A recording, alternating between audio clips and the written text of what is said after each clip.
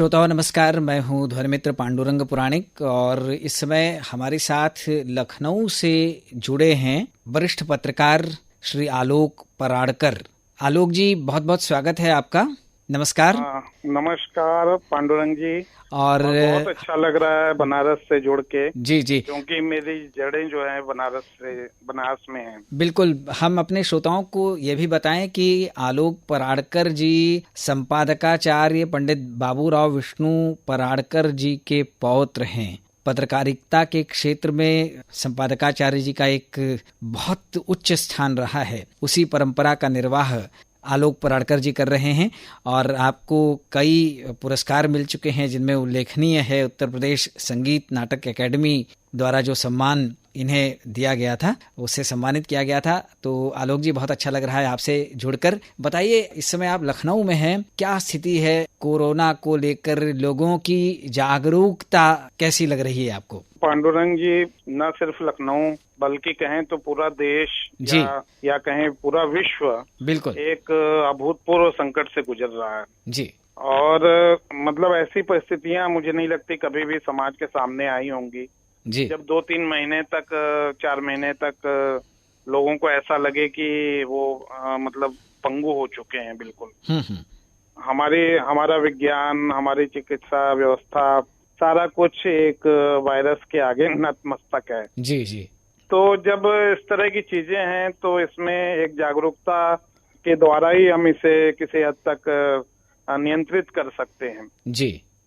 तो ये बड़ी विडंबना है कि लंबे समय के लॉकडाउन के बाद जब फिर से बाजार और सड़कों पर रौनक लौट रही है, जी, अनलॉक हो गया है, अनलॉक हो रहा है, तो लोग जो इस तरह की सतर्कता की जरूरत होनी चाहिए, जागरूकता की जरूरत होनी चाहिए जी, उसे इसमें कहीं भूलते भी जा रहे हैं, जो बड़ी चिंता का विषय है। जी। आलोक पराड़कर जी, आप एक पत्रकार हैं और पत्रकार की दृष्टि बड़ी निष्पक्ष होती है।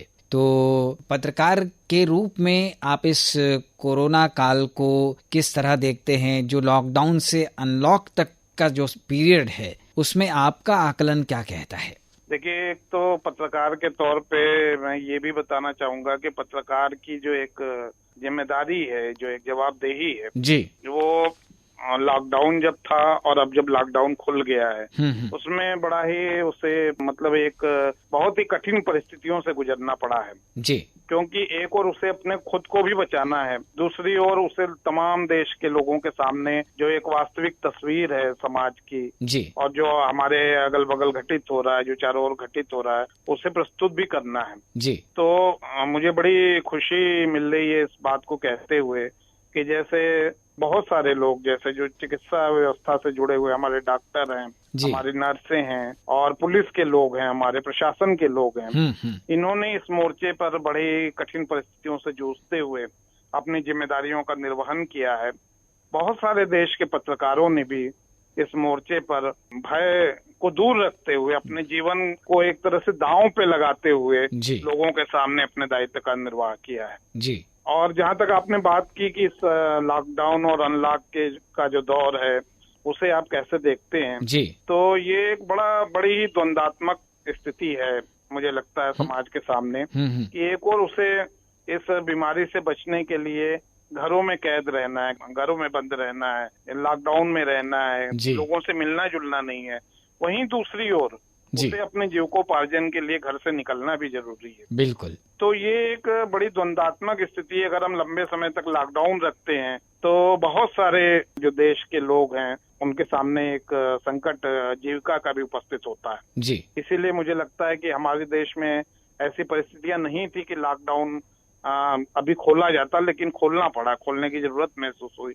क्योंकि जो तमाम सरकारी व्यवस्थाएं हैं, जो राजस्व की प्राप्ति होनी चाहिए और जो घरों में बहुत सारे लोग जो व्यापार से जुड़े हुए हैं, रोजगार से तरह तरह के जुड़े हुए हैं, उनके लिए भी इस लॉकडाउन से बाहर निकलना जरूरी होता गया था।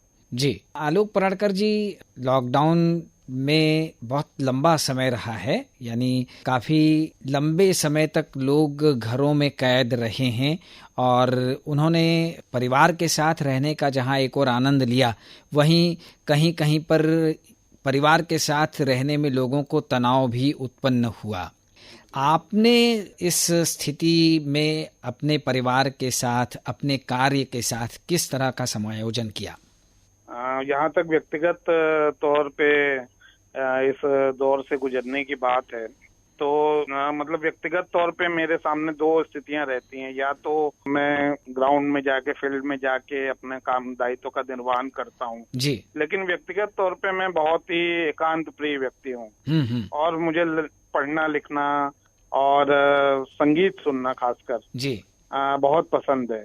तो मुझे जो एक दिक्कत आई वो ये जरूर आई कि फील्ड में निकल के और ज्यादा से ज्यादा जैसे हम लोग जाते थे और तमाम समारोहों में जाते थे, गोष्ठियों में जाते थे जी, लोगों के बीच में जाते थे, वो चीजें उस तरह नहीं हो पाई क्योंकि वो सारी चीजें बंद थी जी। लेकिन दूसरी ओर जो एकांत था, जो परिवार के बीच वक्त मिला और परिवार के बीच रहते हुए भी जो मेरे एकांत के क्षण थे, जो मैं संगीत सुनने में मैंने बिताया, जो मैंने पुस्तकें पढ़ने में बिताई जी, और जो मैंने बागवानी करने में बिताई जी, जी। वो एक निश्चय ही ज्यादा समय मिला मुझे इन सब सारी चीजों के लिए, जो शायद अगर ये लॉकडाउन ना होता तो मैं इस तरह ना कर पाता इन्हें। जी, आलोक जी, लेखनी से आप चीजों की रचना करते हैं और रचना धर्मी हैं आप, तो इस लॉकडाउन के पीरियड में रचना धर्म किस तरह से आपने निभाया? क्या क्या चीजों की नवीन प्रस्तुति हुई? देखिए, मैं दो चीजें करता हूँ। एक तो स्वतंत्र लेखन करता हूँ जी, जो तमाम समाचार पत्रों में प्रकाशित होते हैं लेख। दूसरे, मैं अपनी एक पत्रिका निकालता हूँ जिसका नाम नादरंग है जी। यह पत्रिका कला, संगीत और रंगमंच पर आधारित है। तो इस लॉकडाउन में ये दिक्कत आई कि हम उसे छाप कर पत्रिकाएं, जिस तरह उसकी हार्ड कॉपी होती है, वो लोगों तक नहीं पहुंचा सके। जी जी। क्योंकि प्रेस भी बंद थे, परिवहन के साधन बंद थे जी। और पुस्तक विक्रेता अपने दुकानें नहीं खोल रहे थे जी। तो हमने एक रास्ता निकाला उसमें कि हमारे जो तमाम लेख थे जी, उन्हें सोशल मीडिया के जरिए लोगों के बीच उसको साझा किया और लोगों को भी काफी वक्त था उन्हें पढ़ने के लिए, तो उसकी काफी अच्छी प्रतिक्रिया आई जी। और बहुत सराहना हुई इसकी। तो ये एक नया प्रयोग मेरी पत्रिका के साथ भी जुड़ा जी इस लॉकडाउन के बहाने। जी, आपने कहा कि हम लेखों के लेखन में विशेष रुचि रखते हैं, तो आपके लेखों का विषय मुख्य रूप से क्या होता है? देखिए, मुझे मतलब हमेशा से शास्त्रीय संगीत बहुत पसंद रहा है जी।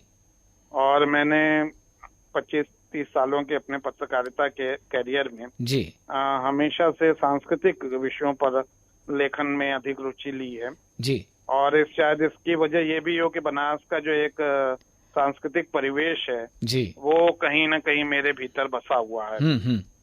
बनारस में, जैसा कि आप बेहतर जानते होंगे, कि वहाँ जब लॉकडाउन के पहले जब एक समय था जो एक सामान्य दौर था जी, तो उस समय कितने सारे संगीत के कार्यक्रम होते रहते हैं वहाँ पे जी।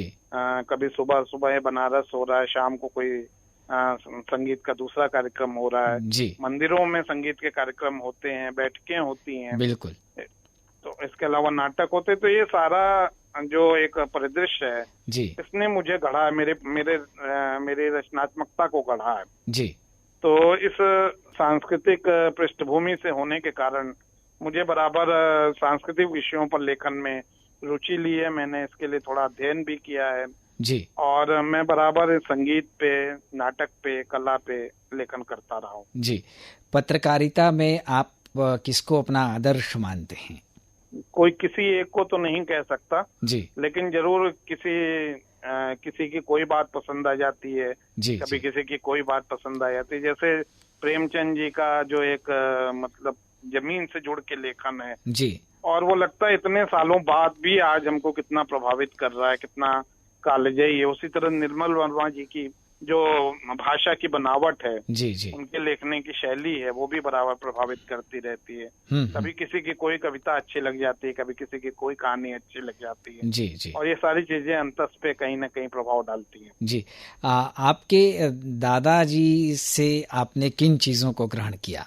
दादाजी मेरे जीवन भर संघर्ष करते रहे जी, जो आर्थिक स्तर पे, और आज उनके नाम पे बहुत सारे विद्यालयों में पाठ्यक्रम चलते हैं, उनकी जीवनियां पढ़ाई जाती हैं, उनके नाम पे पराड़कर स्मृति भवन नामक एक विशाल भवन बनारस में बना हुआ है। जी जी। और भी जगहों पे कई जगह उनकी मूर्तियां लगी हुई हैं। लेकिन व्यक्तिगत तौर पे वे जीवन भर आर्थिक मोर्चे पे वो संघर्ष करते रहे। तो इसकी वजह ये थी कि उनके भीतर एक ईमानदारी के संस्कार थे। जी। हम सब इसी समाज में बहुत सारी बातें प्रिंट मीडिया के बारे में, इलेक्ट्रॉनिक मीडिया के बारे में हम सुनते रहे हैं। जी जी। लेकिन मुझे खुशी है कि आज भी पत्रकारिता में एक बड़ा वर्ग ऐसा है जी, जो उसी ईमानदारी की भावना से, उसी मिशन की भावना से पत्रकारिता से जुड़ा है, जो पराड़कर जी के दौर में होती रही है। क्या बात है, बहुत अच्छी बात आपने कही। आलोक पराड़कर जी, आजकल की जो पत्रकारिता है वो आप क्या समझते हैं, कितनी निष्पक्ष है? ये बहुत हद तक संस्थानों और जो पत्रकार होते हैं उन पर निर्भर करती है जी। फिर भी मुझे लगता है कि आज भी बहुतायत में जो पत्रकारिता हो रही है जी, वो उसमें कहीं न कहीं एक ईमानदारी और सच्चाई है जी। अगर आप खुद देखिए कि अगर कोई एक मीडिया संस्थान अगर कुछ कहता है जी, तो तमाम दूसरे लोग, अगर वो मान लीजिए निष्पक्ष पत्रकारिता नहीं कर रहा है तो तमाम ऐसे दूसरे समानांतर माध्यमों से हमें दूसरी सच्चाइयां पता चल जाती हैं। इसका मतलब कहीं भी ऐसा नहीं होता कि सारा कुछ एक जैसा हो जी। उसमें अगर कहीं हमें लगता है कि कहीं ईमानदारी का स्तर कम हुआ है तो तमाम समानांतर दूसरे माध्यमों में दूसरे तरीके से हमें वो सच्चाई हमारे तक पहुंचती है। इसका मतलब ये है कि बहुत सारे लोगों में अभी वो सच्चाई बची हुई है। बिल्कुल, मुझे इस बात की खुशी है। बहुत अच्छी। और एक साथ में एक बात और कहना चाहूंगा कि आजकल जो सोशल मीडिया के जरिए भी जी बहुत सारी चीजें जैसे हम तक पहुंचती हैं जी, हालांकि सारी सही होती हैं, ये जांचना है, ये हमारा काम है जी। लेकिन हमारे सामने एक विकल्प के रूप में एक माध्यम प्रस्तुत हुआ है जो अगर कभी कोई पत्रकार या कभी कोई मीडिया संस्थान ईमानदार ना भी रहे तो हम किसी सच्चाई को लोगों तक पहुंचने से रोक नहीं सके। बिल्कुल बिल्कुल, बहुत बहुत सटीक बात आपने कही है। और आलोक पराड़कर जी, चूंकि आप बनारस से ही जुड़े हुए हैं और हम चाहते हैं कि बनारस के लोगों को आप जरूर कोरोना जागरूकता पर कुछ अवश्य संदेश दें। बनारस बड़ा ही अजीब शहर है जी। और बनारस में क्या कहते हैं कि जो एक मिलने जुलने का सलीका है जी, जो एक आत्मीयता है, जो एक उसकी गर्मजोशी है जी, जो एक जीवंतता है, उसमें कोरोना को लेके जागरूक हो पाना मुझे लगता है कि शायद बहुत ही कठिन काम है जी। फिर भी बनारस के लोग कहते हैं कि वो जो कुछ बनारस सोचता है वो पूरे भारत में बाद में चीजें वो आती हैं, वो पहले बनारस में उसकी चर्चा होने लगती है और उसके बारे में लोग जानने लगते हैं। जी जी। जैसे 80 की चाय की दुकान के बारे में हम लोग सुनते हैं जी जी। या तमाम दशाश्वमेध पे जो बैठकें होती हैं लोगों की उसके बारे में सुनते हैं। तो निश्चय ही बनारस के लोगों के लिए एक बड़ी ही कठिन और चुनौती का समय है कि कैसे हम उस बनारस की संस्कृति को, बनारस की उस जीवंतता को बनाए रखें और कोरोना को लेके जागरूक भी हों। जी। तो मुझे लगता है बनारस के लोग ही इसके बीच कोई रास्ता निकाल लेंगे। बिल्कुल बिल्कुल, बाबा भोलेनाथ हैं, सबको बचाएं, सबका संरक्षण करें, यही हम उनसे प्रार्थना भी करेंगे। और चलते चलते आपने कहा कि संगीत में मेरी बड़ी रुचि है, कौन सा फिल्मी गीत आप सुनना चाहेंगे? मुझे तो बहुत सारे गीत पसंद हैं और किसी एक गीत को चुनना निश्चय काफी मुश्किल काम होगा जी। फिर भी मुझे लगता है कि आप अगर मेरी पसंद का कोई गीत सुनाना चाहते हैं जी तो आप माही नहीं मैं कासे कहूँ सुनाइए मदन मोहन के क्या बात संगीत है, निर्देशन में। क्या बात है, क्या बात है, लता जी की आवाज में, लता जी की आवाज में। ठीक है, दस्तक फिल्म। बिल्कुल बिल्कुल बिल्कुल। तो हम ये गीत आप तक पहुंचाते हैं और अपने श्रोताओं को हम बता दें कि हमारे साथ इस समय थे वरिष्ठ पत्रकार श्री आलोक पराड़कर। आप हमसे लखनऊ से जुड़े थे। आकाशवाणी वाराणसी और FM विविध भारती की ओर से आपको ढेर सारी शुभकामनाएं दे रहे हैं और ढेर सारा धन्यवाद देते हुए अब इस बातचीत को विराम देते हैं। धन्यवाद। मैं भी बहुत आभारी हूँ कि आपने मुझसे इतनी सारी बातें की और इस तरह की जो बातें होती हैं जी, वो हमें आत्मावलोकन के लिए भी प्रेरित करती हैं। बिल्कुल। तो मैं इसके लिए आपका बहुत शुक्रगुजार हूँ और इसके लिए भी हूँ कि बनारस से कोई कॉल आई और बनारस से बात हुई है, बनारस से जुड़ने का फिर मौका मिला। क्या बात है। बहुत बहुत धन्यवाद। नमस्कार। नमस्कार। मैं कैसे कहूँ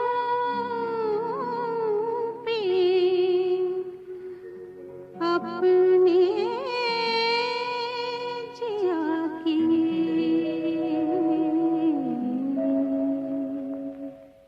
माई रे मैं कैसे कहूँ अपने जिया की, माई रे मैं कैसे कहूँ अपने जिया की, माई रे।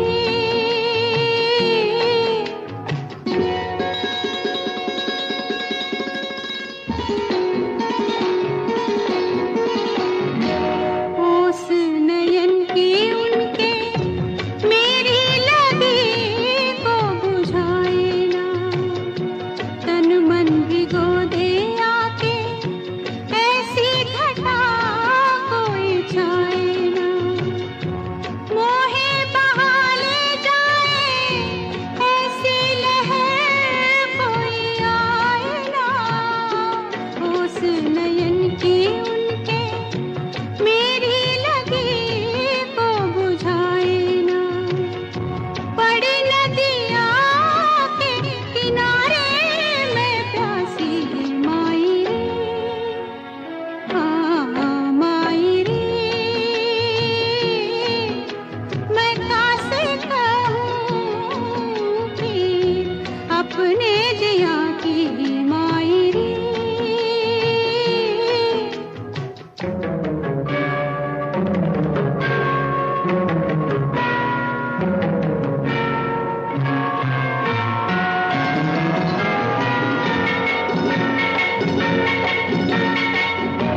पी की डगर में बैठे मैला हुआ रे मेरा चरा,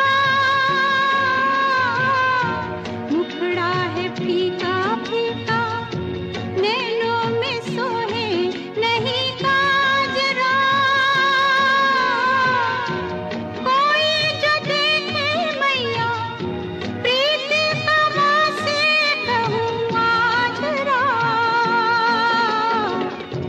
पी की डगर में बैठे मैला हुआ रे मेरा चरा, लट में पड़ी कैसी बिरहा की माटी, माई रे हाँ माई रे मैं कैसे कहूँ अपने जिया की, माई रे।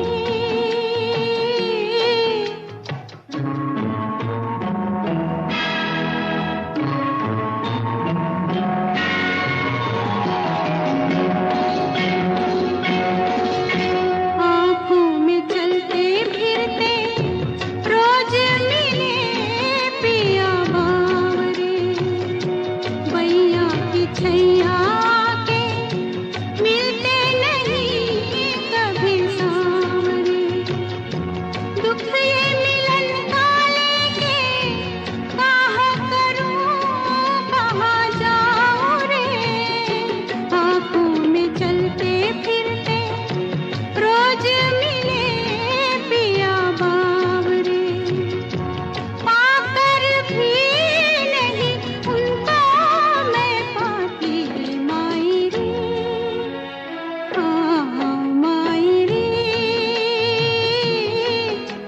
मैं कैसे कहूँ अपने जिया की, माई रे।